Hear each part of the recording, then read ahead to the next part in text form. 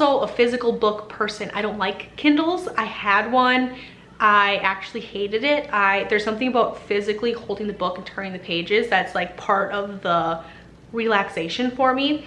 So let's go ahead and hop in. I'll post pictures of the books up here, all the things, and I will not give any spoilers. So we will just talk about it, kind of what I thought of the book, and if I would recommend you to read them. So the first book I read this year was The Perfect Marriage. I found this on a local authors section at my Barnes & Noble. That's kind of like the first place I always look, is in my local authors section. Just because I love to support local in all things that I do, not just like food and things like that. So I read that book, and it is about a lawyer who is married, and one day she is approached by a sheriff finding out that her husband has been arrested for murdering his mistress. And she's a defense attorney, and she kind of has to defend him in his murder trial for allegedly murdering his mistress. There's a lot of different twists and turns. It's a really good book. I read it super fast. This was also the first book I read postpartum, so that could have had something to do with it, but I could not put this book down. There were even times where like baby was sleeping and I should have been sleeping, but I was reading the book. It was so good. It might be my favorite book that I read this year, to be honest. It's fantastic. I would highly recommend it. I love books that are like romance, murder mystery, things like that. Pretty much every book I read this year were more murder mystery, like Lifetime style written books, which is what I really like. I also love sci-fi books, all of those things. I just didn't read any of those this year. I kind of got stuck in, you'll see here, I got sucked into one particular author, and I started reading like every book she's ever written because they're just so good. I'm gonna save that clump of books for the end. The other book that I read this year was I'm Glad My Mom Died. I am very skeptical when it comes to celebrity books because usually they're not very well written, or you know that they probably didn't even write the book. Their just name is slapped on the book, and it was written mostly by a ghostwriter. But this book was very good. It was very well written. She talks about in the book how she wanted to be a writer. She wanted to like write scripts and be a director and things like that. So she's actually passionate about writing, and you can tell that when you're reading the book. There are definitely parts in the book that are like hard to read. It took me a long time to read this book because there were times where you would read something and I kind of like had to put the book down and put it away for a day or two and kind of like just process what I had read. It's definitely not, it's a good read, but it's not, there are definitely parts in the book that make you feel like yucky when you're reading it. It's a hard read, but it's a good read. It was a really good book. I would recommend it. It definitely makes you question things and start to look at things a little bit differently, especially when it comes to like child actors or just like things in general when it comes to raising kids and things like that. So I'm being very vague, but it was hard to read. It was kind of hard to figure out how I felt about the book because there's just so much like mind things that go into the book. It definitely makes you think. It makes you evaluate a lot of different things, but a very good read. I would recommend it, but I would say if you don't want to hear about like certain topics that could be triggering, like I'll just put a list here because if I say them, YouTube is gonna flag my video, but it can be a hard read, but it's a good read. I needed to read it in increments. I definitely needed to take like time away from the book at points, but it was a really good book. It was well written, which is something that I wasn't really expecting from the book, so it was better than what I anticipated for sure. Now I am heading into my clump of books written by Natasha Preston. I have become obsessed with all of her books, and in like the 2 minutes of research I've done on her, she actually started her writing career writing romance novels and then turned to writing more like Lifetime style murder mysteries, which have been very good. They've sucked me in completely, and I keep going back and buying more of her books because they're so good. I want to read them all. So I started this year with reading The Cellar, which is about a girl named Summer who is kidnapped by a man and forced into living in a cellar where she finds that he has kidnapped 3 other girls and he names them all after flowers. So Summer's name is turned to Lily, and she is only referred to as Lily. She calls herself Lily. She's living in this cellar with other girls whose names are like Poppy, Violet, and Rose. And along the way of the book, you find the story of all the other girls who have been kidnapped and living in the cellar, how long they've been in the cellar. And it's about her story of how she's surviving down there, how she plans to escape, how she plans to get out. And the thing I really like about this book is it switches points of view from different characters. So at points of the book, you're reading from Summer's point of view. At point of the book, you're reading from Summer's boyfriend's point of view. And in parts of the book, you're actually reading from the kidnapper's point of view. So the point of view is constantly shifting and changing, and it completes this really beautiful, like, whole picture of the book.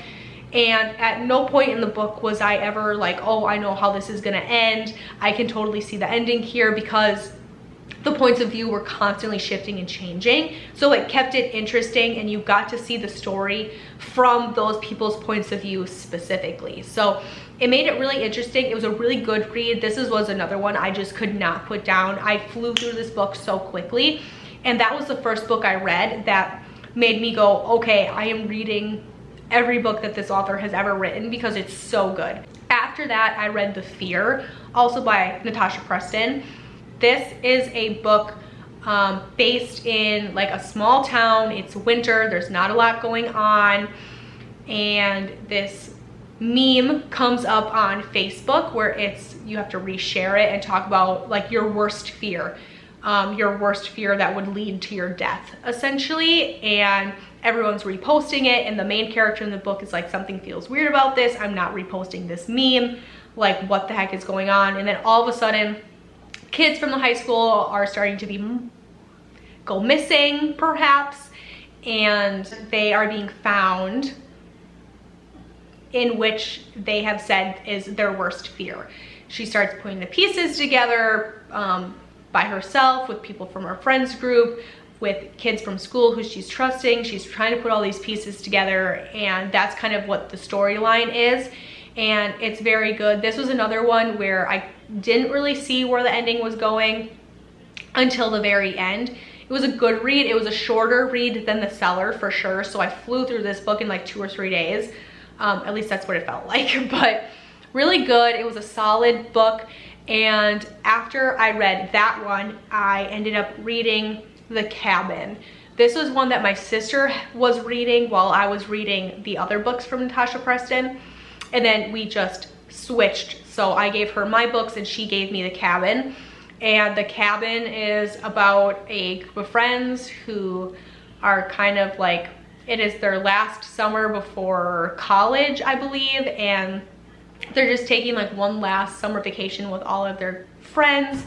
They all get together at one of their friends' cabins. They're hanging out, they're doing a little drinking, and then they wake up and find that some of their friends are no longer there. And then it's just the main character and one of the supporting characters trying to figure out this mystery. More people end up getting hurt, more people end up going missing. They're trying to figure out how these 2 separate cases come together. They're trying to convince the police department, they're trying to get the police department evidence and trying to figure it all out. They end up in the crosshairs. I would recommend it as well. Obviously, I'm kind of obsessed with all of her books right now. I've already blown through all the books that I already have of hers, and I went and got more, and I'm gonna start reading more books of hers. The very last book that I read this year was one that I actually just finished about a week ago, and it's The Island, also by Natasha Preston. I didn't read any of my books at all this summer while the kids were home, because all of the reading that I was doing was like reading aloud to the kids. We read like Old Yeller, we read The Hatchet, we read Brian's Winter. So I wasn't reading while they were home. So I took a huge space of time in my reading. I started The Island in July and I just finished it now in November. So it took me a while to get through, not because the book wasn't good, just because I was busy with preservation season in the garden and all of those things. So once all of that came to a wrap, I picked up the book and I finished it in a matter of days. It was very good, but it is a book about a bunch of influencers that are basically on a sponsored trip to this amusement park on an island that a billionaire has built. They are there kind of before the park opens to promote it, make TikToks and YouTube videos and like all the things. It's a very millennial style written book. But as they're on the island, all these influencers start disappearing, they're missing, they're realizing that like the power's going out, their radios are out, all of the boats to get off the island are gone, and now people are missing, people are coming up, and it is about the main character, Paisley, trying to figure out what is going on. Paisley is actually a like crime YouTuber, so she covers all these different crime cases and she puts all the pieces together, and that is what she does on YouTube. They're all teenagers, they're all like 17 years old, and they're realizing that now they're stuck on this island with no way off. People aren't going to realize that they're missing for a couple of days, and now they have to survive in this amusement park on the island and try to figure out who is making these people disappear. Is there another influencer? Is there someone hidden on the island? And they have to put all these pieces together and try to survive. And this was another one where I thought I had it figured out, and then I did not have it figured out. And it was a really good book. It was a really good read. The thing I like most about Natasha Preston's books is there is a slower beginning as the story is being written out, but she knows really well how to write into the climax of the book. And the climax isn't like it's 1 or 2 chapters. The climax kind of plateaus and like builds and is kind of steadily sitting there for a couple of chapters, and then it just shoots up at the ending. And that's what I really like about her books. It keeps it interesting, it keeps me wanting to read more, and it keeps my attention really well. I don't want to put the book down.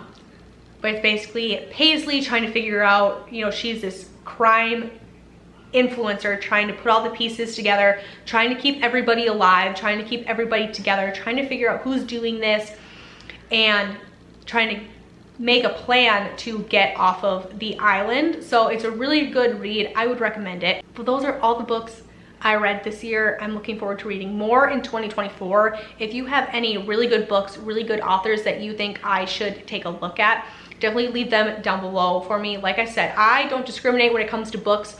I love books. Actually, all the books that really got me hooked on reading as a kid are all like fantasy, sci-fi kind of books.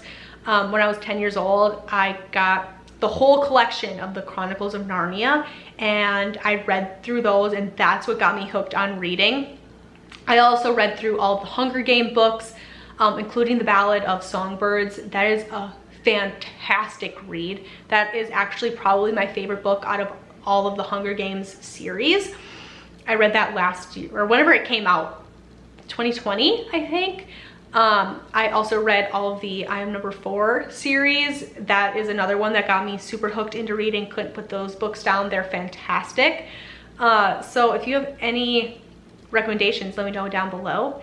Thank you guys so much for joining me for another Vlogmas video. I hope you guys are having a fantastic day. A little bit of a different one, no cooking, nothing like that, but just sitting down and chatting. I hope you guys are having a fantastic day wherever you are and having a very merry holiday season, and I will catch you guys in another one.